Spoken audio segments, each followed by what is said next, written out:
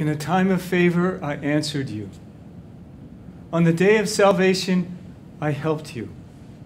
I have kept you and given you as a covenant for your people.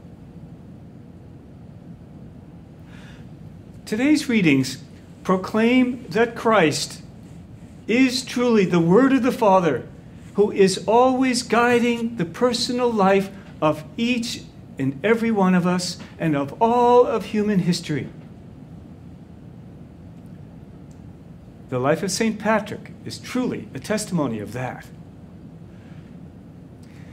As the great apostle to Ireland, the Irish, as well as many of Irish ancestry like myself, have for 1,600 years considered him the father, their father in faith.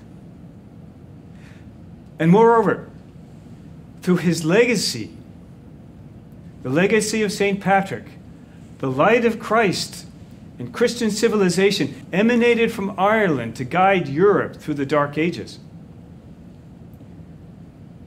We know of his life from a text, his Confessions, that he himself wrote.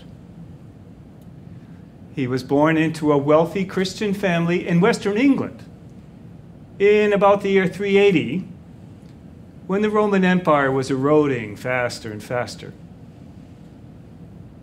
While he was a teenager, he was kidnapped by brutal Irish slave traders and taken to Ireland, sold, and wound up probably in northwestern Ireland, in County Mayo, near where Father Peyton was born. No Irish slave ever made it back to England and to freedom. So he found himself very much alone as a shepherd boy in the cold, rainy hills of Ireland. Yet that shepherd boy came to discover that Christ was very much with him. And in his solitude, he began a life of deep prayer.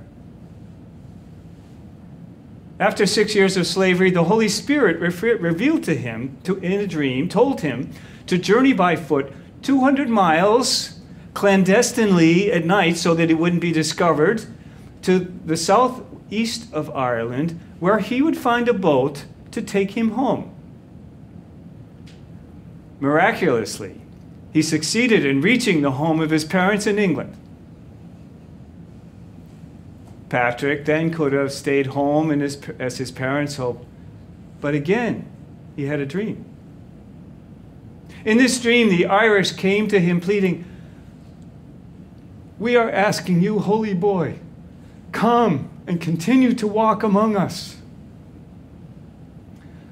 So he left his family and went to France, where in a monastery as a priest, as a monk, he prepared himself for some years and then returned to Ireland for his mission. He was truly filled with the Holy Spirit and miraculous power. Pagan Ireland entirely turned to Christ and was baptized before he died.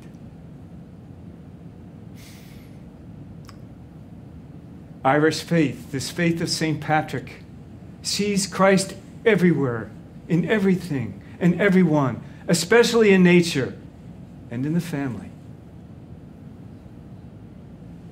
Another Patrick, 1,500 years later, was deeply imbued with this faith as his family prayed the rosary each evening.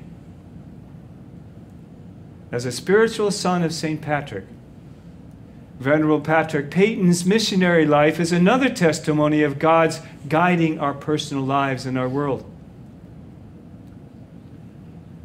We so much need the hope and power to be found through family prayer. Father Pat's message was born of St. Patrick's faith lived around the hearth of the home in the Peyton family.